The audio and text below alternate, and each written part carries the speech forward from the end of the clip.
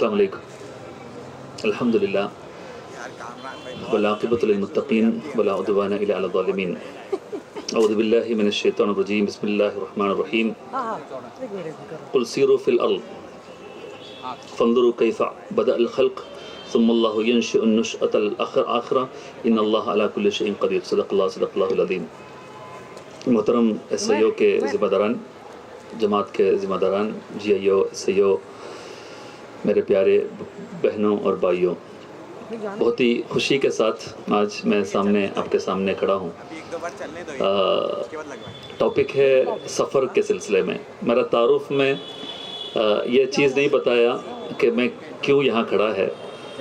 मैं इसलिए खड़ा हूँ क्योंकि मैं एक मुसाफिर हूँ, एक आप जैसा, आप भी मुसाफिर है, मैं भी एक मुसाफिर हूँ। लेकिन मेरा सफ़र इंटरनेशनल जो है डेस्टिनेशंस है, हिस्टोरिक डेस्टिनेशंस है, ख़ास तौर पर मुस्लिम तहज़ीब जहाँ पर है वहाँ पर सफ़र करना, लोगों को सफ़र कराना, ये होते रहा है। तो अभी on the way to Morocco मैं आपके सामने यहाँ ये प्रोग्राम अटेंड कर रहा हूँ। परसों इंशाअल्लाह यहाँ से मोरक्को के लिए रवाना होंगे। आप ज़रा इमेजिन कीजिए कि you're walking through the historic alleys of a city which is so historic yet vibrant, और आप उसमें से जो है ये नैरो एलीज से आपको नया नया नॉलेज मिल रहा है। यही एक्सपीरियंस है जब आप जेरूसलम के पुराने सिटी से जब सफ़र करते हैं तब आपको महसूस होंगे। जेरूसलम यानी फ़लस्तीन। इसमें से कितने लोग फ़लस्तीन जाने का मौका मिला है, ज़रा हाथ उठा सकते हैं? फ़लस्तीन, ओके। या तुर्किया, फ़लस्तीन वहाँ पर उठाए? फ़लस्तीन गए? नहीं गए। एक लेडी है जो हाथ उठाए हैं, जो फ़लस्तीन जाने का ख्वाहिश है। ठीक है, जाने का ख्वाहिश है। इसमें कितने लोगों को फ़लस्तीन जाने का ख्वाहिश है? माशाअल्लाह, बिल्कुल। क्यों फ़लस्तीन जाने का ख्वाहिश है? क्योंकि this is the third holiest site of the Islamic दुनिया, इस्लामिक वर्ल्ड। मतलब इस्लाम के अंदर मक्का, मदीना और फिर मस्जिद अल-अक़सा के वहाँ जेरूसलम है। ये तीन जगह होलीस्ट साइट है। और इस्लाम में नबी सल्लल्लाहु अलैहि वसल्लम इसरा जो फ़लस्तीन के लिए, और फिर वहाँ से मेराज, ये जाने का जो सफ़र को हम इसरा और मेराज कहते हैं। तो ये इसलिए अक्सर मुसलमान ये चाहते हैं कि हम फ़लस्तीन जाएं। उसके अलावा ये भी है कि फ़लस्तीन एक ऐसा ख़ित्ता है पूरा दुनिया का जो यहाँ के ज़ायनिस्ट यांगी फोर्सेस ऑक्युपाई करना चाहते हैं, और कि पिछले 70 साल से उसके बहुत बड़ा हिस्सा ऑक्युपाइड है। तो ये एक बड़ा कारण है, और हमारा जिगर से, हमारा दिल से जुड़ा हुआ एक जगह है ये जगह, यानी फ़लस्तीन। और मैं आपके सामने 3-4 मुल्क आपके सामने रखना चाहूँगा जो हम सब लोगों के लिए बहुत बड़ा मतलब एक इंथुसियास्टिक, एक मुस्लिम जो है ट्रैवलर, आप जैसा यंग ट्रैवलर्स के लिए बहुत ज़्यादा जो है फैसिनेशन होगा। उसमें नंबर 1 है फ़लस्तीन, नंबर 2 है ईरान, नंबर 3 है इजिप्ट, और नंबर 4 है मोरक्को। ये 4 जगह जो मेरा सफ़र का और उसका इंसाइट्स का कुछ चीज़ आपके सामने मैं पेश करना चाहूँगा। इसका असल मकसद ये है, इसका ऑर्गेनाइज़र से मैंने पूछा क्या इसका मकसद है। इसका मकसद ये है कि आप लोगों के अंदर सफ़र करने का जो इंटरेस्ट है वो बढ़े। जैसा कि कुरान की आयत मैंने आपके सामने पढ़ के सुनाया, कुल सीरू फिल अर्ज़ 3 बार कुरान में बताया, आप दुनिया को सैर कीजिए। ये कुरान की जो है वो है आज्ञा है, आज्ञा है कि आप सैर कीजिए। और मकसद ये है कि सेल्फ़ रियलाइज़ होना, ये क्रिएशन कैसे हुआ, ये इंसानियत और इंसान का जो फैमिली ऑफ ह्यूमन बीइंग्स है उसका वजूद, उसका एग्जिस्टेंस के बारे में आप समझिए। ये इसका असल कारण है। और इसके पहले वाला जो इस्लाम जो है ह्यूमन सिविलाइजेशन को जो तबाह किया उसके बारे में भी आप जो है पढ़िए। तो ये चीज़ आपके सामने बहुत कम अल्फाज में आपके सामने पेश करना चाहूँगा। 3 टाइप्स ऑफ ट्रैवल है, ट्रैवल, टूरिज़्म, टूर, ट्रैवल और पिलग्रिमेज। ये 3 अल्फाज में क्या फ़र्क हो सकता है? What is the difference, how do you differentiate between tour and travels? अक्सर लिखता है ना बिस्मी टूर्स एंड ट्रैवल्स, तो टूर और ट्रैवल में क्या फ़र्क है? दोनों एक ही है, तो क्यों अलग अलग वर्ड इस्तेमाल करता है?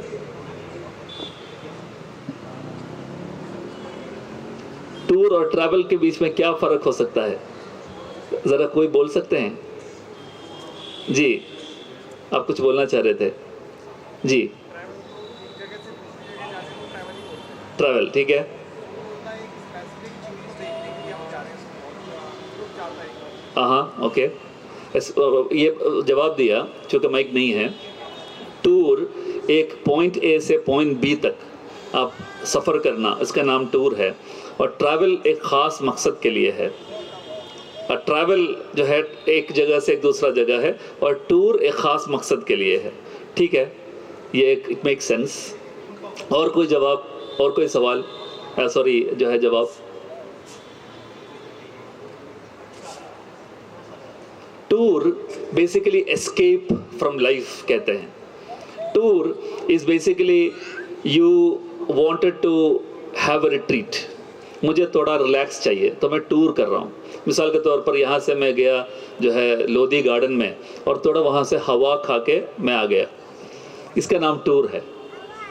और ट्रैवल में क्या फ़र्क है? ट्रैवल एक ख़ास मकसद है। असल में ट्रैवल बेसिकली आपको सेल्फ रियलाइज़ करने में, आपको लर्न करने में मदद करेगा। बेसिकली लर्निंग है टूर, सॉरी ट्रैवल। ट्रैवल एक ऐसा चीज़ है जो आपको लाइफ को एक्सपीरियंस करने का मौका मिलेगा। एक्सपीरियंसिंग लाइफ है, और दूसरा एस्केप फ्रॉम लाइफ है।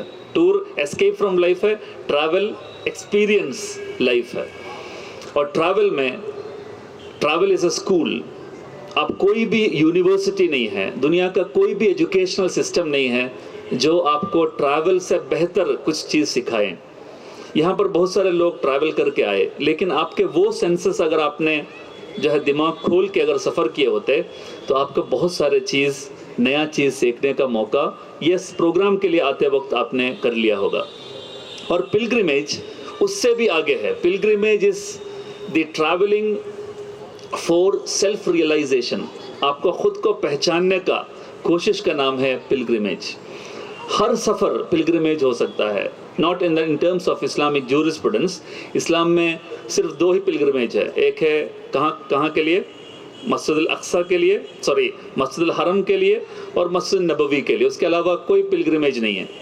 सिर्फ हज उम्रा के अलावा कोई पिलग्रिमेज नहीं है।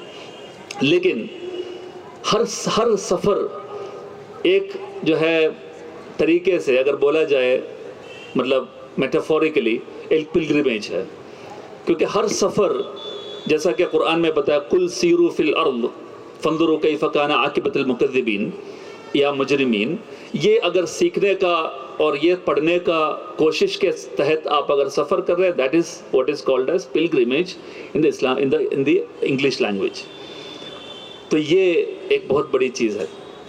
मैं आपके सामने मेरा सफ़र के फ़लस्तीन, जेरूसलम के बारे में बोलना चाहूँगा। तकरीबन 6 बार मैं जेरूसलम गया हूँ, अलग अलग मौके पे। मस्जिद अक्सा में नमाज़ पढ़ने का मौका मिला था, लोगों को ले गया था, तकरीबन 500 से ऊपर लोगों को वहाँ लेके गए हैं। फ़लस्तीन एक ऐसा जगह है जहाँ पर आप पहुँचने के बाद, ख़ास तौर पर जेरूसलम के ओल्ड सिटी, आप जब पहुँचेंगे, you feel as if you have crossed centuries and you are now in a different time. आप बिल्कुल एक अलग टाइम फ्रेम में आप पहुंच गया। यानी ईसा अलैहिस्सलाम का वक्त में, ईसा अलैहिस्सलाम वहीं थे, वही दावत किए, वहीं पर जो है रफ़ा इल्लाह हुआ, ये सब चीज़ वही हुआ था जेरूसलम के ज़मीन पर, या वो एरिया में, या मस्जिद अक्सा के एरिया में। मरियम बीवी का जो मेहराब है वो मस्जिद अक्सा के नीचे है। वो अभी भी आप देख सकते हैं कि ये मरियम बीवी का मेहराब है। ये मरियम अलैहिस्सलाम, ईसा अलैहिस्सलाम, ये तमाम लोगों का जो जगह है वो जो है जेरूसलम है। और सबसे बड़ी बात यह है, दुनिया के हिस्ट्री में सबसे बड़ा ट्रैवलर कौन है? Who is the biggest traveller known to mankind? Ibn Battuta. अरे उससे बेहतर ट्रैवलर है जो लोगों को मतलब सिर्फ ट्रैवल नहीं किया बल्कि वो चलते चलते तहजीब को बनाया। मतलब he laid the seeds for human civilization wherever he went. वो कौन है? नो, आदम अलैहिस्सलाम हो सकता है, लेकिन हमारे पास कोई एविडेंस नहीं है इस तरीके से सफ़र करने का। हज़रत इब्राहीम अलैहिस्सलाम, हज़रत इब्राहीम अलैहिस्सलाम से बड़ा कोई ट्रैवलर दुनिया के तारीख़ में नहीं है। इब्राहीम अलैहिस्सलाम कहाँ जन्म हुए? इराक, ऊर एक सिटी है जहाँ पर नमरूद वहाँ के राजा थे, आज़र उनके अब्बू थे, और वहाँ से हिजरत करने का मौका जब मिले तो वहाँ से हिजरत गए। कहाँ पर? वो आए सीधा जेरूसलम, यही फ़लस्तीन, और फिर वहाँ से अगेन वेस्टवर्ड्स टुवर्ड्स अफ्रीका। कहाँ? इजिप्ट, मिस्र के तरफ। वहाँ पर हाजरा अलैहिस्सलाम, हाजरा से जो है शादी हुई, वहाँ से वो दोनों मिल कर के कहाँ आए? वापस फ़लस्तीन, और फ़लस्तीन से जो है सीधा मक्का के तरफ। मक्का में इस्माइल और हाजरा दोनों को वहाँ छोड़ के वापस फ़लस्तीन।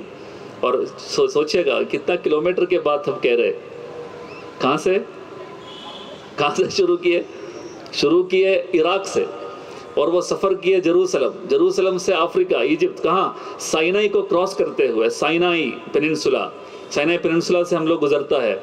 साइनाई पेनिनसुला यानी तूर सीना, वत्तीन वज़्ज़ैतून व तूर सीनीन। ये तूर सीनीन जो एरिया है, ये एरिया को क्रॉस अगर बस से भी आप करते हैं तो आपको क्रॉस करके वहाँ पहुँचते वक्त तक ऐसा लगेगा कि मुझे अभी सोना है, मैं कम्प्लीटली थका हुआ हूँ।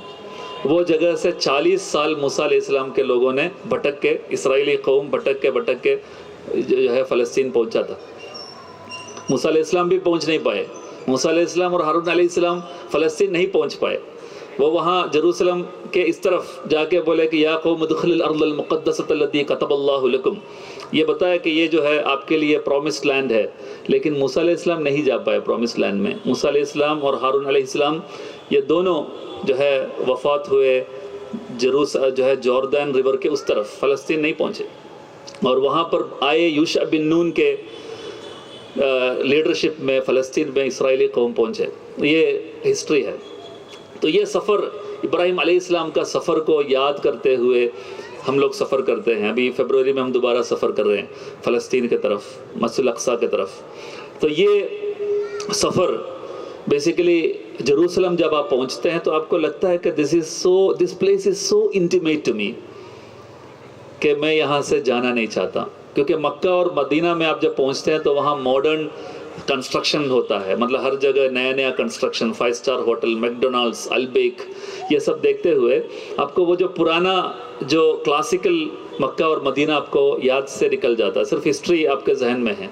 लेकिन जेरूसलम एक ऐसा जगह है जहाँ आपको लगेंगे कि now we are standing in the जो है BC 300।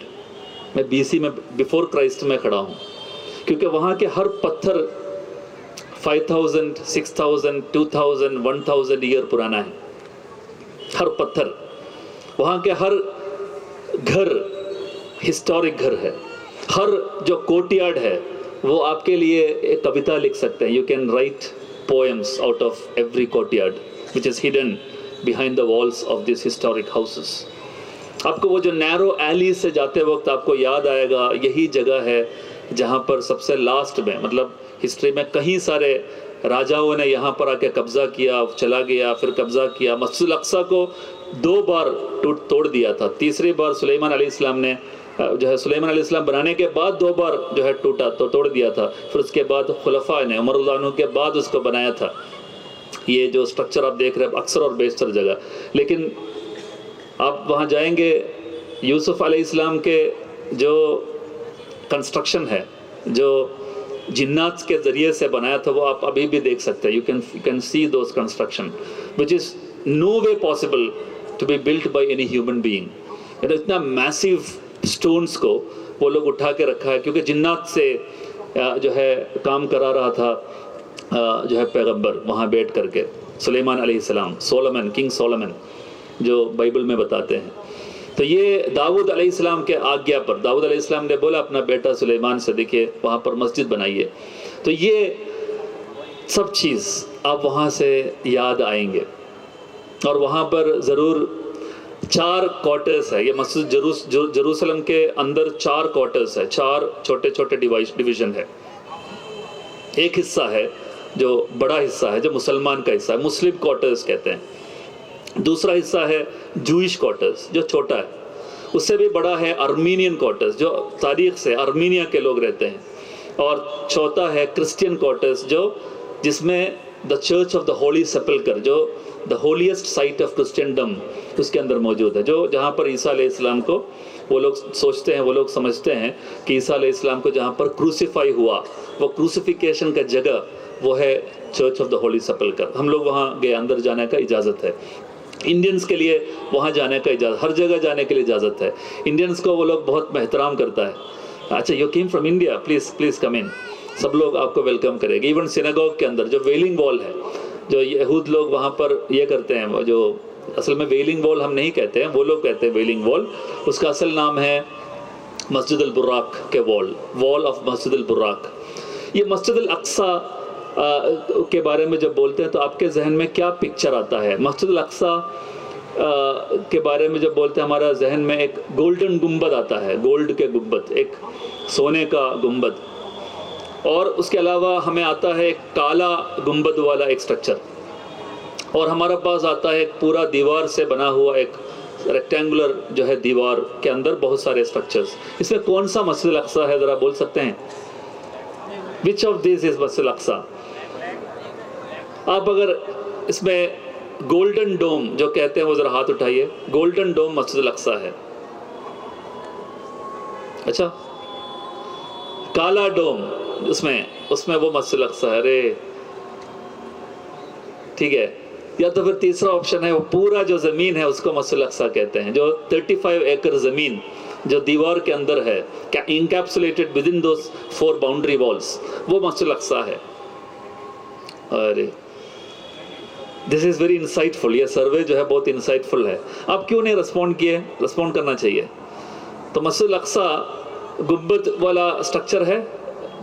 नहीं, वो पूरा ज़मीन है। अच्छा, अरे वाह, मोर जो है नॉलेजेबल है। असल में आप आज के बाद कभी ये आपको डाउट नहीं होना चाहिए कि मस्जिद अल अक्सा कोई स्ट्रक्चर का नाम है। कोई भी दुनिया का कोई भी मस्जिद स्ट्रक्चर नहीं है, बिल्डिंग नहीं है। हमेशा मसाजिद वो ज़मीन होता है। यहाँ पर अगर मैंने मस्जिद के लिए वक़्फ़ कर दिया, यह ज़मीन मस्जिद है, इसके अंदर आएंगे, आप मस्जिद के अंदर आ गया। यहाँ इमारत हो या नहीं हो, यहाँ कोई इमारत बना हो या ना हो, यह ज़मीन और इसके ऊपर आसमान, ये पूरा मस्जिद है। दिस ज़मीन एंड दिस आसमान इज़ मस्जिद। So everything which is encapsulated within the 4 boundary walls of Jerusalem, Masjid al-Aqsa is Masjid al-Aqsa। उसके अंदर गोल्डन डोम भी आता है। गोल्डन डोम उसके बीच है, वो कैसे मस्जिद अल-अक्सा नहीं होगा? मैंने देखा कि अक्सर और बेशतर लोग सोशल मीडिया के ज़रिए से गलत प्रोपेगेंडा सुन करके ये सोच के रखा है कि ये जो गोल्डन डोम है वो मस्जिद अल-अक्सा नहीं है। ये यहूद लोगों का साजिश है। यहूद लोग असल में ये उनको जो चाहते हैं वो ये गोल्डन डोम को तोड़ के वो अपना एक बड़ा सोलोमन टेम्पल बनाना चाहते हैं, और मुसलमान के अंदर ये डाल दिया कि देखिए गोल्डन डोम आपका मस्जिद नहीं है। गोल्डन डोम ही वो लोग चाहते हैं। वो पूरा 35 एकड़ ज़मीन के अंदर वो गोल्डन डोम है जहाँ पर वो लोग अपना मंदिर बनाना चाहते हैं। और ये हमारे अब्दुल मलिक इब्न मरवान और मरवान इब्न अब्दुल मलिक, उनके बेटा, ये सब लोग उमैयद जो डायनास्टी में, और जितने भी खुलफा उमर अल्लाह इंक्लूडिंग, सब लोग जानते हैं कि यही जगह पर ये लोग क्लेम करेगा। इसलिए उनको ऐसा रिमार्केबल स्ट्रक्चर बनाया गोल्डन डोम डाल के, इतना ज़बरदस्त मोज़ेक और ये सब डाल के, कि सब लोग दुनिया में ये पहचाने के देखिए ये मस्जिद अल-अक्सा है। The most recognisable, one of the most recognisable building in the world है मस्जिद अल-अक्सा के अंदर, जो मस्जिद अल-क़ुब्बतुस-सख़रा जिसको कहते हैं। वो मस्जिद अल-क़ुब्बतुस-सख़रा वो है। क़ुब्बतुस-सख़रा मतलब the Dome of the Rock, यानी उसके अंदर एक रॉक है, उसके अंदर एक बड़ा, आप जब जाएंगे अंदर तो ऑक्टेगनल शेप में एक मस्जिद है, उसके बीच में रॉक है। वो रॉक आप देखेंगे कि उसको छेड़ा नहीं है, वो रॉक उसके बीच में है।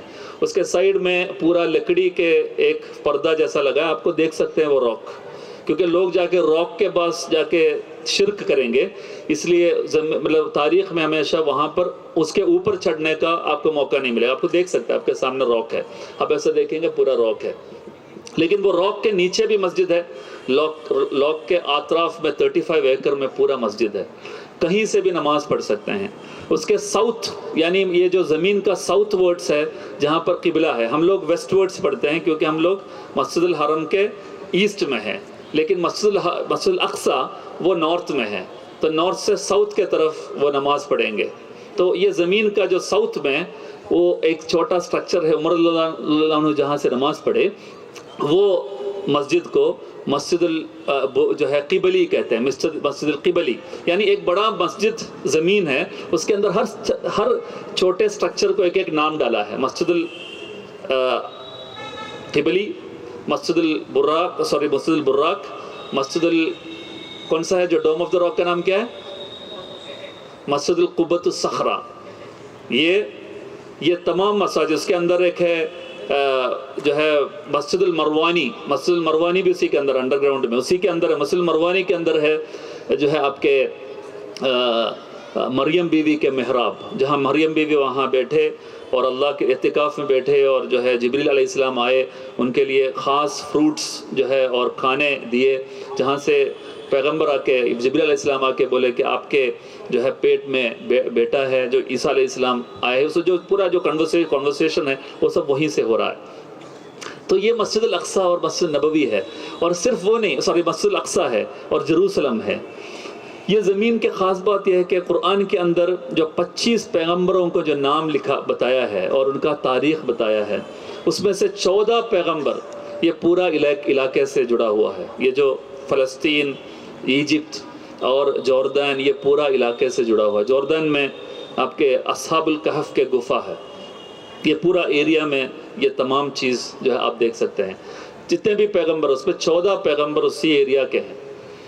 मूसा अलैहिस्सलाम, हारून अलैहिस्सलाम, ये तमाम पैगंबर, यूसुफ अलैहिस्सलाम, सुलेमान अलैहिस्सलाम, दाऊद अलैहिस्सलाम, ये तमाम पैगंबर अंबिया मुरसलीन यही जगह के हैं, यही जगह में अपने काम किए। ये हमें समझना है। तो फ़लस्तीन की ख़ास बात यह है कि वाइब्रेंट स्ट्रीट से अंदर आप जब आएंगे तो वहाँ के सबसे, हम लोग ये पूरा सफ़र में मेरे ख़्याल में सबसे टेस्टीएस्ट खाना जो हमारे याद में है वो फ़लस्तीन के खाना है। यानी फ़लस्तीन में मेरा ज़िंदगी में सबसे टेस्टीएस्ट चिकन जो मैंने खाया है वो फ़लस्तीन का चिकन है। और क्योंकि वो लोग पकाना जानते हैं, they know how to cook chicken, they know how to cook mutton. सबसे अच्छा मटन भी लगभग वही मिलेगा तुर्की के अलावा, मोरक्को के जो है डिशेस के अलावा फ़लस्तीन में आपको मिलेगा। ये सफ़र में आपको जो है जो इंसाइट मिलता है वो इंसान का सबसे बड़ा चीज़ क्या है, इट्स अबाउट ह्यूमन रिलेशंस। आप जब जाएंगे तो इंसान से मिलेंगे, ये इसको ट्रैवल कहते हैं। आपके जैसा नहीं है वो लोग, people who doesn't look like you, you are curious to know about their life, about their culture, about how do they think about the world that we live in. It changes your world view, आपके world view पूरा change हो जाते हैं। तो ये सफ़र के दौरान आप वहाँ के मार्केट में जाके, वहाँ के फ्रूट सेलर से बात करते वक्त, वहाँ के मस्जिद के इमाम से बात करते वक्त, वहाँ के जितने भी आम फ़लस्तीनी हैं उनसे, उनके साथ बात करते वक्त, इवन इजरायली से बात करते वक्त, यहाँ वहाँ के यहूद से मुलाकात करने का भी मौका आपको मिलेगा। तो ये सब करते वक्त आपके अंदर एक डीप इंसाइट मिलते हैं जो आपको किताबों से नहीं मिलेगा। जो आपने अक्सर और बेशतर तकारीर, जो मैं जो फ़लस्तीन के बारे में तकरीर सुनता हूँ तो बहुत फ्रस्ट्रेटिंग हो जाता हूँ, क्योंकि अक्सर चीज़ ज़मीन से जुड़ा हुआ चीज़ नहीं है। आप ज़मीन के बारे में जब आप जानेंगे वहाँ पर सिर्फ टेक्स्ट नहीं बल्कि ज़मीन। एक आदमी ने तैरना सीखा था किताब पढ़ के, बोला मैं तैरना जानता हूँ। अच्छा कैसा तैरना है? तो ज़मीन पानी में उतरना है और फिर हाथ से ऐसा ऐसा करना है और आपका जो है पैर से मारना है तो आप ऐसा चलते रहेगा, ये तैरना है, मैं सीख लिया है। लेकिन उनको अगर आप पानी में डुबा के देखिए, पानी में फेंकिए, तो वो डूब जाएंगे, क्योंकि वो सिर्फ पढ़ा है। इसी तरीके से आप हिस्ट्री के बारे में किताब में आप पढ़ेंगे, वो हिस्ट्री का आपके जो नोशन है वो कम्प्लीटली डिफरेंट है जब आप वहाँ जाके चीज़ों को देखते हैं। तब जब आप देखते हैं कि hundreds of thousands of people in Jerusalem have been killed by the Crusades, ये सिर्फ लेटर्स है, लेकिन आप जब वहाँ पहुँचेंगे तो आपको लगेगा अच्छा वो जो तारीख़ में बताया है कि घुटने तक लाश है वहाँ पर, और उसका जो खून है वो बहता था वो जो पत्थर के ऊपर से, तो वो आपको वहाँ देख सकता है। You can feel it, you can smell it, वो खून आप वहाँ स्मेल करेंगे। You will feel exactly what you जो है red from the books, and you get a new dimension all together about what those letters actually mean. ये इसका नाम है ट्रैवल, और उसको जान आ जाता है, मतलब द लेटर्स बेयर लाइफ, उसके अंदर सोल आ जाता है। ये फ़लस्तीन का सफ़र के बारे में जो है कुछ जो है अल्फाज है जो आपके बारे में आपके सामने मैं पेश करना चाह रहा था। उसके बाद मैं बोलना चाहूँगा ईरान मेरा ज़िंदगी में सबसे फ़ैसिनेटिंग, जेरूसलम जैसा, फ़लस्तीन जैसा एक बहुत ही फ़ैसिनेटिंग एक कंट्री है ईरान के बारे में आपने बहुत कुछ सुना है ना। ईरान क्या है? ईरान के बारे में बोलते वक्त आपको क्या जहन में आता है? कौन सा? शिया, ठीक है। और है हिजबुल्लाह ईरान में नहीं है, वो लिबिया में, लेबनान में है, लेकिन सपोर्टेड बाय ईरान है। और क्या है ईरान बस इतना ही है। ईरान अभी आया है, इजराइल याद आ जाता है, सही है। खुमैनी याद आ जाता है, यानी इस्लामिक रेवोल्यूशन 1979 याद आ जाता है। फिर मशहद याद आता है, मशहद। और है करबला इराक में है, इट्स नॉट इन ईरान। और फारसी लैंग्वेज, यस। पर्शियन एम्पायर, मतलब पर्शियन एम्पायर जो है दुनिया के सबसे बड़ा एम्पायर है, वो ईरान में है। कहाँ पर? शिराज। हाँ, शिराज बोलते हैं तो आपको ताजमहल याद आता है? नहीं आते? ताजमहल बनाते वक्त जो शाहजहां ने हैंड राइटिंग, जो दुनिया के सबसे अच्छे हैंड राइटिंग शिराज के लोग हैं, और शिराज के कैलीग्राफर्स को शाहजहां ले आए थे ताजमहल में लिखना। ताजमहल में जितने भी लिखित चीज़ है वो सब शिराज से आए हुए आदमी ने लिखा था, समझ रहे हैं? वो आए थे आपके आगरा में, यूपी में। और ईरानी कालीन, ईरानी चाय, हैदराबाद के लोग हैं ना यहाँ पर, हैदराबाद ठीक है। तो ईरानी चाय पिए, वो जो ईरानी चाय है वो ईरान में नहीं मिलेगा, वो सिर्फ हैदराबाद में मिलेगा और बॉम्बे में मिलेगा। ईरानी चाय असल में ईरान में कहीं भी नहीं मिलेगा आपको, जो कोट एंड कोट ईरानी चाय वो है जिसमें दूध नहीं है, जो इंटरनेशनल चाय है। लेकिन उसके अंदर ईरानी चाय बनता है जब उसके अंदर ज़ैफ़रॉन डालते हैं, मतलब बहुत ही रिच चीज़ है ईरानी चाय। वो मैं बोलते वक्त असल में मेरा यहाँ सब दर्द होता है, मैं वो चाय के बारे में सोच के, मतलब बहुत ही टेस्टी चाय होता है ईरानी चाय। आप जब पिएंगे तो आप सूंघ के उसको जो स्मेल है, उसका जो फ्रेग्रेंस है, वो आपके जो है आप ऐसा उसको सुनते, मतलब उससे आप पोएम लिख सकते हैं। You can write a poem on this T. उतना ज़बरदस्त होता है वहाँ के टी। उसमें दूध नहीं होते, उसके ज़ैफ़रॉन होते हैं, और उसके अंदर अलग अलग तरह का फ्लावर्स डाला जाता है।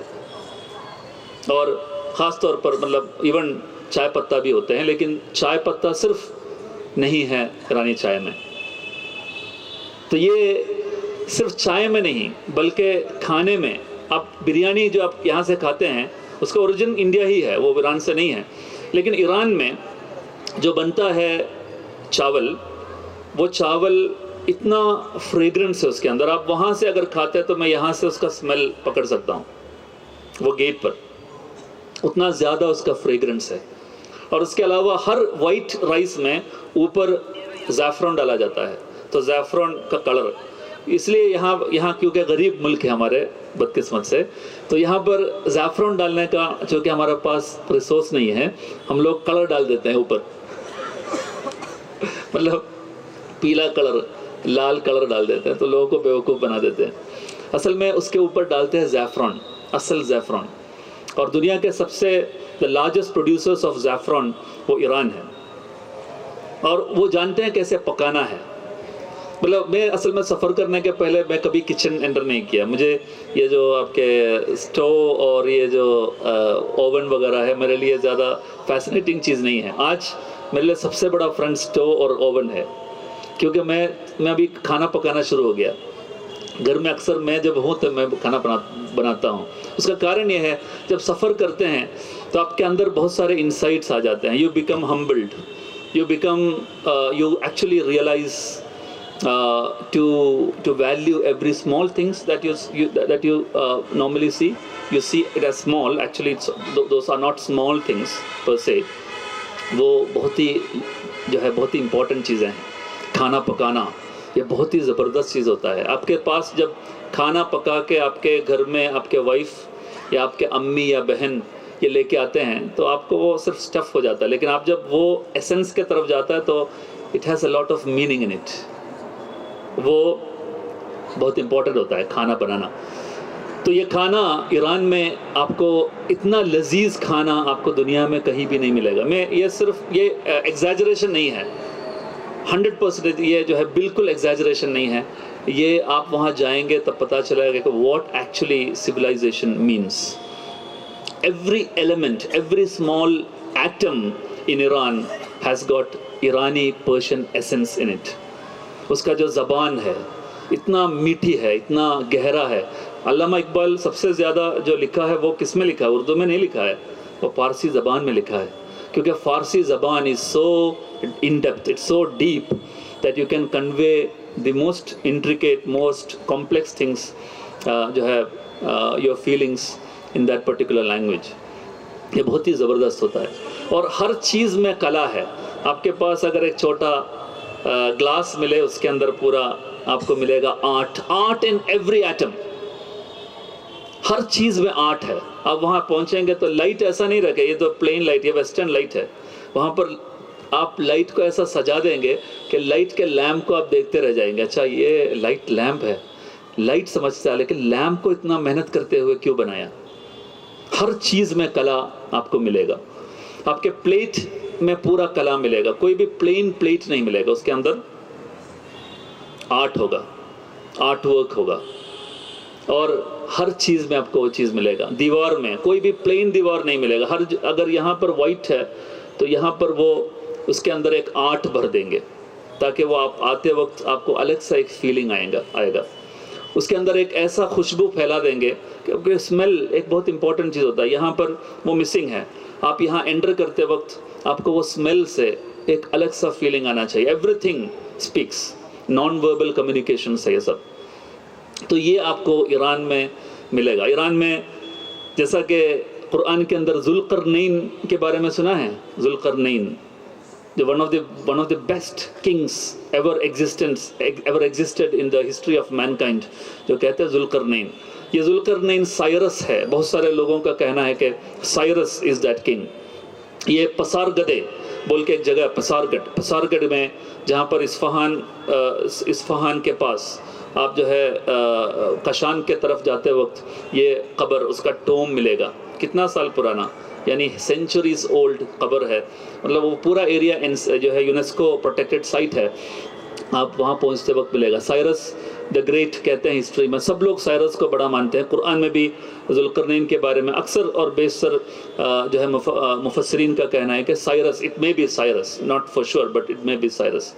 तो ये भी ज़मीन उसमें है। और आपके पास ईरान जब आते हैं तो आता है कि मुँह कवर किया गया लेडीज़ के बारे में, है ना, पूरा पर्दा और पूरा जो है ये लोग जो वेस्टर्न मीडिया ने जो बताया उनको बाहर नहीं दिखेगा, वो ज़मीन में नहीं है, वो घर के अंदर है। आपको नहीं मिलेगा ईरान में ऐसा। ईरान आप जाएंगे, आप एयरपोर्ट से लेके आप वापस एयरपोर्ट आते वक्त तक आपको हर जगह लेडीज़ ही मिलेगा। मतलब एयरपोर्ट में, ब्यूरोक्रेटिक ऑफिस में, शॉप्स में सेल्स लेडीज़ होता है हर जगह, और मालकिन होता है हर जगह, विमेन एंटरप्रेन्योर्स है जो आपको मिलेगा। हर जगह लेडीज़ है जो वो समाज को रूल करता है, मतलब गवर्न करता है।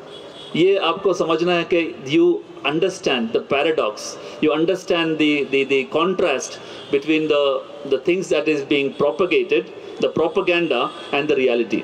ईरान में आप जाएंगे तो वहाँ पर हर जगह लेडीज़ है, और ये अच्छी चीज़ नहीं है, लेकिन रियलिटी ये है कि वहाँ के अक्सर और बेशतर लोग विदाउट हेडस्कार्फ है। हेडस्कार्फ बहुत कम मिलेगा आपको, कुंभ में मिलेगा ये स्कार्फ पहने हुए लेडीज़, और बाकी हर जगह लेडीज़ वो स्कार्फ पहनते हैं, शॉल पहनते हैं, लेकिन बाल दिखेगा। मतलब ये लोग जो मॉडर्न जो ड्रेसिंग कहते हैं वही मिलेगा आपको वहाँ पर ईरान में। लेकिन जो कहलाते हैं वो ये है कि ईरान में बिल्कुल अलग चीज़ होते हैं। मतलब जो रियलिटी है वो अलग है, और जो प्रोपेगेट किया जाता है वो बिल्कुल अलग है। ईरान के हर सड़क में आपको परफॉर्मर्स मिलेगा, परफॉर्म करने वाला लोग वहाँ पर कुछ ना कुछ नज़म सुनाते होंगे। आप चाय पीते वक्त वहाँ पर साइड में एक आदमी खड़ा होकर स्टोरी टेलिंग करते होंगे, तो आप चाय पीते वक्त स्टोरी सुनते हुए आप चाय पियेंगे। वो किसी ने पैसा नहीं दिया, वो आके परफॉर्म कर रहा है। आपको भी अगर कोई सलाहियत है तो लोग खाते पीते जगह पर एक छोटा स्टेज होगा, वहाँ जाके आप बोलेंगे मैं एक परफॉर्म करना चाहता हूँ, थोड़ा वो स्क्रीनिंग करेंगे, आप परफॉर्म कीजिए, परफॉर्म करने का मौका मिलेगा। हर जगह आप यहाँ से 1 किलोमीटर पैदल चलेंगे, कम से कम 5 परफॉर्मेंस मिलेगा आपको। या तो फिर क्लाउन एक्ट होगा, या तो फिर कोई स्ट्रीट ड्रामा होगा, या तो फिर कुछ ना कुछ आपको मिलेगा। वो पूरा एरिया मतलब कल्चरली एक्सट्रीमली रिच है ईरानियन स्ट्रीट्स। ये ईरान की एक ख़ास बात है। और ईरान के अंदर उनके जो for the last around 45 years जो सैंक्शन है अमेरिका एंड द वेस्ट से ज़रिए से, उनको अपने ही टेक्नोलॉजी बनाने का मौका मिला। उन्होंने वहाँ पर जाएंगे, पूरा ईरानियन मेड कार्स है। It is as nuanced and as sophisticated as any European brand of cars. Luxury cars आपको मिलेगा जो प्योरली ईरानियन मेड है। मतलब ईरानियन गाड़ी, ईरानियन लॉरी, ईरानियन बस आपको हर जगह मिलेगा। मतलब ईरान से बना हुआ जो है नेटिव मेड। ये यहाँ मेक इन इंडिया कैंपेन चलाते हुए 10 साल हो गए, लेकिन हमने कोई नहीं देखा कि कौन सा चीज़ है जो मेड इन इंडिया है। Made in Japan, made in Australia देखा है, लेकिन हमने देखा नहीं। लेकिन इतना प्रोडक्टिव है वहाँ के लोग कि आपको हर चीज़ वहाँ से अपने ही लोग बनाए हुए। अभी जो है इवन यूरानियम एनरिचमेंट के बारे में बात हो रही है, मतलब सबसे सोफिस्टिकेटेड वेपनरीज बना रहे हैं, ये एलिगेशन इनके खिलाफ, इतना बड़ा सैंक्शंस होने के बावजूद। और वहाँ पर यूनिवर्सिटीज़ में मतलब आपको हर जगह यंगस्टर्स मिलेगा, बॉयज़ एंड गर्ल्स। और सबसे ट्रेंडिंग कोर्स वहाँ पर है कंप्यूटर साइंस। मेरा जो गाड़ी का ड्राइवर्स एक से ज़्यादा बार जब उनसे पूछा कि आपका क्या एजुकेशनल बैकग्राउंड है, बोला I am a computer engineer. सब लोग कंप्यूटर इंजीनियर होता है वहाँ पर, सब लोग बीएससी के जो है कंप्यूटर साइंस पढ़ा हुआ लोग हैं वहाँ के बॉयज़ गर्ल्स, वहाँ के जो क्योंकि वो बाहर जाने के बजाय वहीं से वो लोग कारोबार करना शुरू कर देते हैं। तो ये ईरान की ख़ास बात, मतलब आपने जो समझा है वो ईरान है नहीं, वहाँ पर बिल्कुल डिफरेंट ईरान आपको मिलेगा। तो ये ख़ास तौर पर मुल्लास, वहाँ के जो मुल्ला है, जो मसाजिद के जो मुल्ला है, क्लरिक्स है, जो इस्लामिक स्कॉलर्स है, आपको मिलेगा फ्लुएंटली इंग्लिश एंड जो है फ्रेंच बोलते हुए लोग। हर मुल्ला में हमने जितने भी मसाजिद के अंदर हम लोगों से मिलने के लिए गया, वहाँ के इमाम से मिलने के लिए गया, they speak fluent English and French, क्योंकि वो मदरसा एजुकेशन का हिस्सा है। They speak fluent English and French. आपको कहाँ मिलेगा दुनिया में ऐसा बोलने वाला? मतलब इतना लाइव कम्युनिटी है ईरान के अंदर जो आपको मिल रहा है। और जो है नासरुल मुल्क मॉस्क है जो काबिल तारीफ़ है। उसके अलावा बहुत सारे जो है नक्शे जहान स्क्वायर है, दुनिया के सबसे बड़ा स्क्वायर है नक्शे जहान स्क्वायर। आपको अगर मौका मिले तो आप जाके यूट्यूब में सर्च कीजिए नक्शे जहां, तो इस्फहान के अंदर इस्फहान नक्शे जहां, ये जो है कहावत है, ये वहाँ के बेसिक है कि पूरा दुनिया का नक्शा यहाँ पर है।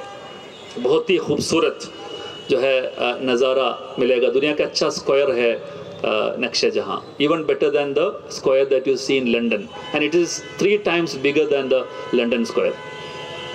बहुत ही खूबसूरत 3 मसाजिद है वो स्क्वायर का अतराफ में, बीच में से जो है घोड़ा वगैरह चलेगा, एकदम ज़बरदस्त। मतलब ब्यूटी अगर है दुनिया में तो आपको लगेगा कि ईरान में है।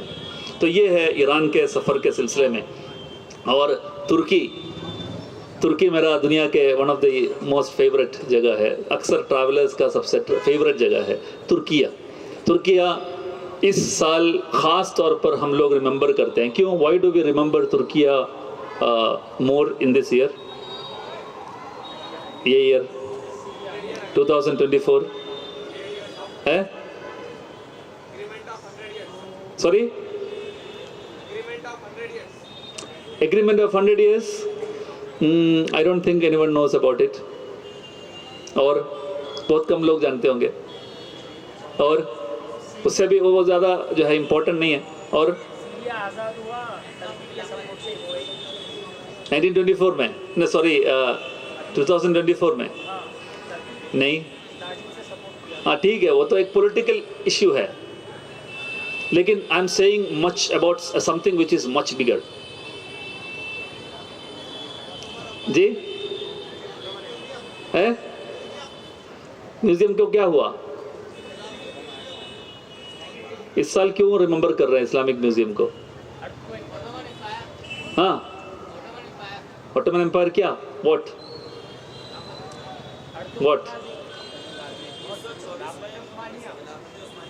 Exactly, yes. तो आपका नाम? माशाल्लाह, Khalid Aslam, UP central zone, मुबारक हो। ये असल में बहुत ही इम्पोर्टेंट सवाल था, और सवाल का जवाब था जो है भाई ने बहुत सही तरीके से बताया। वो ये है कि खिलाफत का ख़ात्मा 1924 में हुई, अप्रैल 23 या मार्च 23। एबॉलिशन ऑफ खिलाफत एक्ट मुस्तफ़ा कमाल ने लेके आया और ख़िलाफ़त को ख़त्म कर दिया। उन्होंने बोला खिलाफत ख़त्म हो गया। कब ऐलान किया? 1924 मार्च 23, और अभी 2024 है, यानी 100 years ऑफ नॉट हैविंग खिलाफा। नबी सल्लल्लाहु अलैहि वसल्लम से लेके 1924 तक खिलाफत रहे, और 1924 से 2024 तक हमारा पास खलीफा नहीं। हम God knows when will this be restored. नबी सल्लल्लाहु अलैहि वसल्लम ने बहुत साफ अल्फाज में कहा है कि सुम्मा तकूनु खिलाफतन अला मिनहाज नबुव्वा के रास्ते में खिलाफत आएगा वापस। ये एक पेशन गोई है, कुरान में है, कुरान में सूरत नूर में है, वअदल्लाहु अल्लज़ीना आमनु मिनकुम व अमिलुस सालिहात लयस्तखलिफन्नहुम फिल अर्द कमा इस्तखलफन्नहुम जो है मिन क़ब्लिहिम वलनुमक्किनन्न लहुम दीनहुम इर्तज़ा लहुम वलयुबद्दिलन्नहुम मिन खौफिहिम अमना यअबुदूननी ला युशरिकून बी शैआ। बहुत ही साफ अल्फाज में कि खिलाफत, अल्लाह खिलाफत देगा इंसान को। इसका अलग मायना भी है, लेकिन ये आयत को सामने रखते हुए बहुत सारे इस्लामिक स्कॉलर्स ने बोला कि ये खिलाफत का वापस आने का भी दलील है कि आपके पहले जो खिलाफत था उसको वापस लाएगा अल्लाह, लेकिन उसके लिए एक प्री कंडीशन है, यअबुदूननी ला युशरिकून बी शैआ, ये प्री कंडीशन है। तो बहरहाल खिलाफत का ख़ात्मा का 100 years है। और ऑटोमन एम्पायर और इस्तांबुल की ख़ास बात यह है कि this is the bridge between Asia and Europe और एशिया के बीच में एक सिटी है दुनिया में जहाँ पर 2 कॉन्टिनेंट्स है। This city has got 2 continents. उसी के अंदर एशिया भी है, उसके अंदर जो है वो आप बॉस्फोरस रिवर क्रॉस करेंगे तो आप एशिया पहुँच जाएंगे, और आप जो फ़्लाइट उतरेंगे वो यूरोप में है। फ़्लाइट जो उतरता है अतातुर्क इंटरनेशनल एयरपोर्ट वो यूरोप में है, और वहाँ से आप सफ़र करके आएंगे कहाँ पर? एशिया में, अगर चाहे तो। इस्तांबुल जो है अक्सर और बेशतर जो टूरिस्ट डेस्टिनेशन है वो यूरोप में है। आया सोफिया, ब्लू मॉस्क, ये सब यूरोप में है। और ये सफ़र करेगा 2 मिनट उस तरफ तो एशिया कहलाते हैं। वो सब हमने, इंसान ने बनाया है वो सब कैटेगरीज, लेकिन ये है। तो ये बहुत ही इम्पोर्टेंट है। टर्की के समाज से हम बहुत कुछ सीखने का है। टर्की क्यों इस्लामी तारीख़ में 700 ईयर्स 640 ईयर्स जो रूल किया, क्यों कैसे रूल किया, उसका कारण यह है कि वो समाज में कुछ वैल्यूज़ है जो उनको दुनिया के डोमिनेंट पोजीशन में ले आए। अगर अमेरिकन्स दुनिया रूल कर रहे हैं उसका कुछ कारण भी है, कुछ मटेरियल कारण भी है। उसका कारण यह है कि वो लोग they are bit deserving to lead because they have certain qualities, कुछ वैल्यूज़ है। अगर इज़राइल दुनिया में डोमिनेट करते हैं तो उसका कुछ कारण भी है, क्योंकि दे हैव सर्टन क्वालिटीज़। कुछ क्वालिटीज़ है जो तुर्की को दुनिया के डोमिनेंट पोजीशन में रखा है। और until 1924 Islam has been the global super power. दुनिया मुसलमान में नहीं, दुनिया के ग्लोबल सुपर पावर मुसलमान थे, क्योंकि ऑटोमन एम्पायर हुआ करते थे और वो तकरीबन 1/3 ऑफ द ग्लोब रूल करते थे। ये जो है इस्लामी तारीख़ है, ये इस दुनिया के तारीख़ है। उसको ख़त्म किया ब्रिटिश और फ्रेंच एम्पायर ने मिल करके, जो साजिश किया पूरा वेस्टर्न दुनिया के साथ मिल करके, जो वर्ल्ड वॉर 1 बनाए। और वो वर्ल्ड वॉर 1 में पूरा जो ऑटोमन एम्पायर है उसको काट के पीट के उसका छोटा छोटा मुल्क बनाया। और हर मुल्क के अंदर नेशनलिज्म भरा, एक नया बिदअत, एक नया आइडियोलॉजी है जो दुनिया के तारीख़ में सबसे ज़्यादा लोगों को कत्ल करने के लिए और लोगों को मरवाने के लिए जो सबब बना। कोई रिलीजन नहीं है। अक्सर एथीस्ट समाज ये बोलते हैं कि दुनिया में मजहब ने जो है आपस में बैर रखा और आपस में खून बहाया, हालांकि नहीं है। दुनिया के तारीख़ में सबसे ज़्यादा, और सबसे ज़्यादा मतलब उसके आधा से कम है जो मजहब ने बनाया है, वो क्रिश्चियनडम ने क्रिएट किया इतना ज़्यादा जो है ब्लड शेड, लेकिन वो भी दुनिया के पूरा ब्लड शेड का आधा से कम है। और वो आधा से ज़्यादा जो लोग जो ब्लड शेड किया है वो नेशनलिज्म है, यानी me and my commune is superior to you and your commune, I am better, अना खैरुम मिन्हु, जो इब्लीस बोलते हैं। अल्लाह सुब्हानहू तआला बोलते हैं सब लोग सुजूद करो, तो इब्लीस बोलते हैं नहीं मैं नहीं करूँगा। क्यों नहीं करेंगे? उसका कारण यह है कि अना खैरुम मिन्हु, मैं उनसे बेहतर हूँ। ये अना खैरुम मिन्हु है nationalism, I am better than him. उसका कई सारे कारण बोला। इसराइल, इंडिया, ये 2 मुल्क है जहाँ पर इसको जो है फिलोसोफाइज किया गया कि आपके, और जर्मनी, हिटलर के जर्मनी, जिसमें यह है कि मेरा खून पवित्र है और बेहतर है उनसे, और इसको मैं कलंक नहीं करना चाहूँगा, इसको कलंक नहीं करना चाहूँगा। ये है जो है फाशिज्म, ये है नाज़िज़्म, इटली में जो हुआ था। यही है जो इज़राइल में अभी हो रहा है, जो फ़लस्तीनी लोगों को कत्ल करने के लिए इस्तेमाल कर रहे हैं। यही है इसके पहले जो सेटलर कॉलोनियल हिस्ट्री में अमेरिका के अंदर जो है रेड इंडियंस को कत्ल करके यूरोप के लोग जब आए, कोलंबस वॉज यूरोपियन, वहाँ पर जो अभी जो फ़लस्तीन में, गज़ा में जो चल रहा है वो अमेरिका में ऑलरेडी हो चुका है। वहाँ के जितने भी लोग हैं उसको कत्ल किया और वहाँ पर अमेरिका बनाए और वहाँ पर एक सेटलर कॉलोनियल मुल्क बनाए।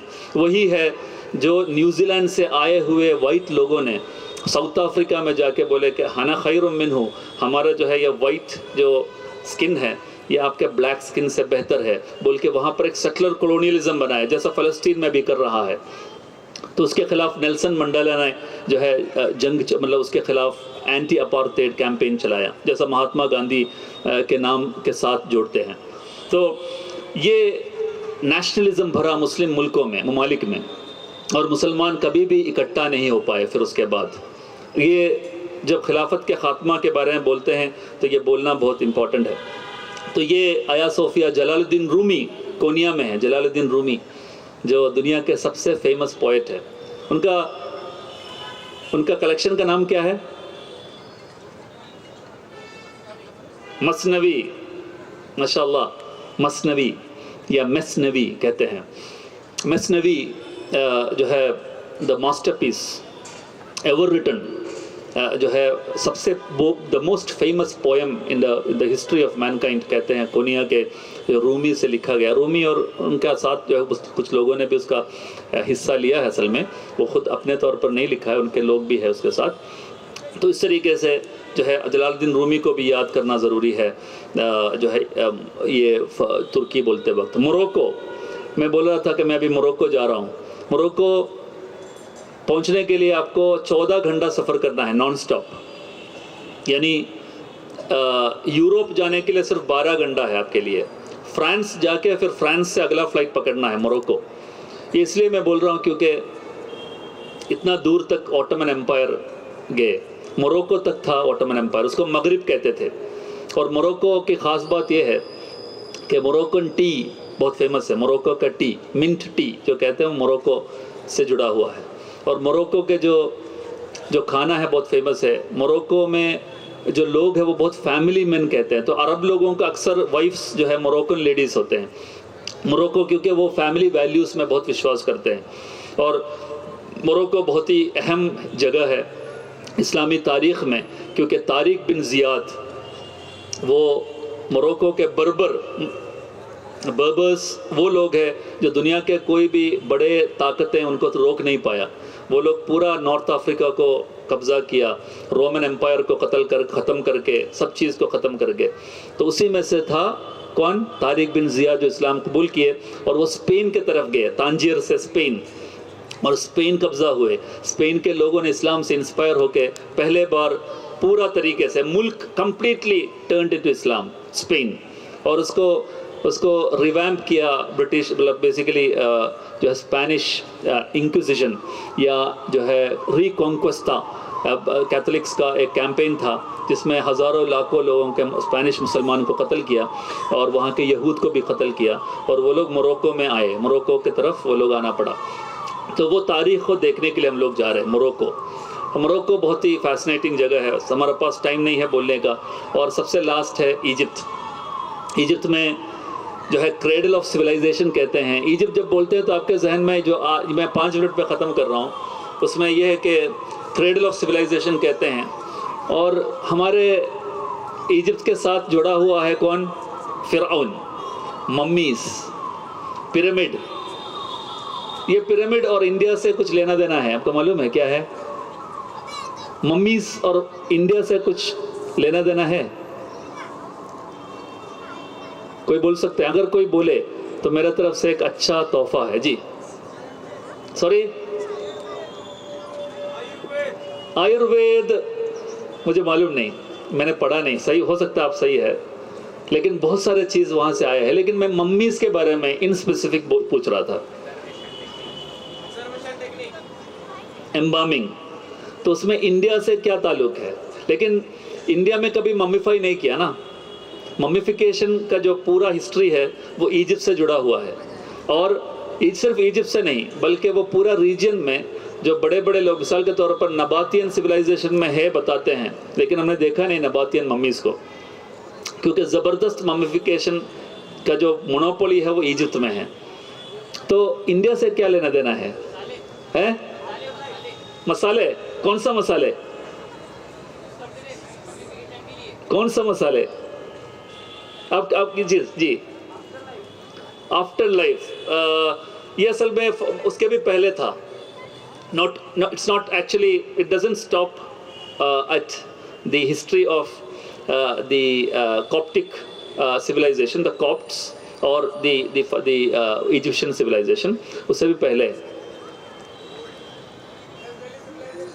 है। नहीं, मैं मम्मीज़ के बारे में बोल रहा हूँ। इंडस वैली सिविलाइजेशन में कहाँ मम्मीज़ है? वो बहुत महंगा, बहुत ही अच्छा तोहफा है जो आपको मिलने वाला था। सॉरी, कौन सा? जरा रिपीट कीजिए। नहीं, नहीं, ऑफ करो, मम्मीज़ ऑफ करो। इंकार, मम्मीज़ नहीं, इंकारनेशन नहीं। तो मैं फाइनली बोल रहा हूँ, ठीक है? वो आपको समझ ले, वो ख़त्म हो गया आपके लिए। तो वो जो मौका बोलो वो है पेपर। आपने मसाला बताया था, बहुत क्लोज आ गए थे। There are more than 200 masala here in India, 220 masala spices. Pepper कहाँ से गया? पेपर, ये जो मम्मीज़ के जो नाक है उसके अंदर पूरा पेपर भरा हुआ है, ब्लैक पेपर। वो कहाँ से आया? केरला से आए। क्योंकि पेपर का जो ओरिजिन है वो केरला है, वेस्टर्न घाट्स है, वहाँ के सिल्क रूट से और मैरीटाइम स्पाइस रूट से वो पहुंचा इजिप्ट। और ममिफिकेशन में पेपर का, ये ब्लैक पेपर जो वायनाड से गए केरला के, केरला से कोई है यहाँ पर? केरला से कोई नहीं है ये बात सुनने के लिए फक्र के साथ? तो सॉरी, अच्छा है वहाँ पर, ओके। तो वायनाड से ये गया है मम्मीज के नाक के अंदर डालने के लिए, और ये पूरा सर के अंदर जितने भी है उसके अंदर वो डालते थे ब्लैक पेपर। तो ये सिविलाइजेशन का लेन देन है। इजिप्ट में मम्मीज, पिरामिड, और उसके अलावा अल अज़हर यूनिवर्सिटी, दुनिया के सबसे बड़ा इस्लामिक सेमिनरी, और नाइल रिवर, और वहाँ के ख़ास तौर पर National museum of Egyptian Civilization, जिसके अंदर फरोवा रामसिस II का कब्र मिलेगा आपको। रामसिस II का क्या मिलेगा? बॉडी मिलेगा एज इट इज़ प्रिजर्व्ड। उसके अलावा 27 अदर मम्मीज है ये national museum of Egyptian civilization में। उसके अंदर आपको हिस्ट्री के कई सारे, the most valuable museum in the world है national museum of Egyptian civilization, जो कायरो में है। और अल काहिरा जब आप उतरेंगे, you feel like you are in Bombay. आपको बजाज का टुक टुक मिलेगा, ऑटो रिक्शा, वहाँ टाटा के गाड़ी मिलेगा, बहुत सारे, ढेर सारे इंडिया के बहुत सारे जो है, इंडिया के कल्चर मिलेगा। दिल्ली का कंस्ट्रक्शन मिलेगा आपको। कायरो पूरा दिल्ली का कंस्ट्रक्शन है, मतलब बाहर से ईंट दिखेगा, जो ब्लॉक्स ऑफ बिल्डिंग्स, जो बाहर से ईंटें दिखेगा, लेकिन अंदर से फर्निश्ड है। बिल्कुल दिल्ली का कंस्ट्रक्शन है कायरो में, हर जगह। आपको ऐसा लगेगा, अगर आपको आंख बंद करके अगर खोल दिया, आप कहाँ हैं? मैं दिल्ली में हूँ, ऐसा बोलेंगे। वहाँ के लोगों का बिहेवियर, मैनरिज्म में, सब में आपको दिल्ली वालों को आपको मिलेगा। और वो जगह करप्टेड टू द कोर है, अनफॉर्चुनेटली ये जगह जहाँ पर करप्टेड टू द कोर है। तो ये इजिप्ट के बारे में, Egyptian civilization mother of civilization है। आपको हर जगह मम्मी, मतलब फरोवा का फोटो मिलेगा, मस्जिद छोड़ के हर मुसलमान के जगह पर में भी आपको मिलेगा फरोवा का जो है जो है signages of pyramid and Egyptian civilization मिलेगा, क्योंकि ये क्लेम करने के लिए कि we are mother of civilizations. तो इसी बात के साथ मैं ख़त्म करना चाहूँगा कि ये सब जो मैंने आपके सामने बयान किया है, वो न सिर्फ आपको वहाँ ले जाने के लिए, आपको वहाँ सफ़र करने के लिए, बल्कि आपको एक सफ़र करने का, मुसाफिर का मेंटालिटी होना ज़रूरी है। इवन दो यू ट्रैवल और not, you should have the mentality of A traveller. Traveller का मेंटालिटी का ख़ास बात यह है कि ट्रैवलर बहुत पॉजिटिव माइंडसेट के साथ होते हैं। Traveller is always positive. वो ट्रैवलर का माइंडसेट नहीं है तो ट्रैवल करके भी फ़ायदा नहीं है। तो travellers mindset includes positive outlook, curiosity towards everything that you see, मुझे उसके बारे में जानना है। नंबर 3 है कि I am willing to change, मैं चेंज करना चाहता हूँ मेरा वर्ल्ड व्यू। ये ट्रैवलर्स माइंडसेट की ख़ास बात है। और उसके बहुत बड़ा इंपॉर्टेंट चीज़ है कि I need to understand people. समाज मुझे अक्सर, शायद मैं बहुत सफ़र करने के बाद, शायद मैं आपके सवालात पूछने के पहले मैं जानते होंगे आपके सवाल क्या है। आपके फेस देखने के बाद मुझे लगेंगे, समझ में आएगा कि आप क्या सोच रहे होंगे अभी। और ये अंडरस्टैंडिंग ऑफ ह्यूमन बीइंग, ये आपका सफ़र का बहुत बड़ा लर्निंग होते हैं। Learning is the most important asset, the most important earning of travel, learning. तो ये बहुत इम्पॉर्टेंट चीज़ है, quality of a traveller. Patience, सब्र होना, ये बहुत इम्पॉर्टेंट है। सफ़र करने के बाद आपको लगेगा एनवायरनमेंट के साथ मोहब्बत। आपको लगेगा कि this environment that we live in, this trees, this sky, the sunrise, the sunset, everything is so valuable event of this universe कि हम हर दिन वो टेकन फॉर ग्रांटेड लेते हैं। लेकिन we need to experience sunset, we need to experience the sunrise, the moon rise, we need to experience the sight of the stars. आपके अतराफ में जो पानी है, जो पेड़ है, पौधे हैं, इसको जो है बहुत वैल्यू के साथ देखना। ये एक ट्रैवलर, बहुत सारे ट्रैवल करने के बाद उनको वो वैल्यू आ जाता है अपने जो है लाइफ में। The most importantly embrace the diversities that exists in the human beings. इंसान के अंदर जितने भी डाइवर्सिटी है, ये काला है, ये गोरा है, ये हिंदी स्पीकिंग है, ये मराठी स्पीकिंग है, ये सबको आप एक ह्यूमन फैमिली के तरफ देखने का शुरू करें. मतलब ये this is meaningless to say that this person is better than him. It is meaningless to express that अच्छा जो है इसके लिए मैं काम कर रहा हूँ, इसके ख़िलाफ़ हूँ मैं. ये जो ख़ास तौर पर रेसिज्म और रेसिस्ट फीलिंग के बारे में बोल रहा था, रेसिज्म का जो बेबुनियादी जो होलोनेस है वो आपको समझ में आएगा आपके सफ़र में. तो मैं आपसे बोलना चाहूँगा कि you should come out of your comfort zone. Comfort zone तोड़ना ये सफ़र का सबसे इम्पॉर्टेंट चीज़ होता है, क्योंकि आप अगर अकेला बेडरूम में बैठते हैं तो बहुत कंफर्ट रहता है, उसमें कोई भी आपको कुछ आपको नुकसान नहीं होगा.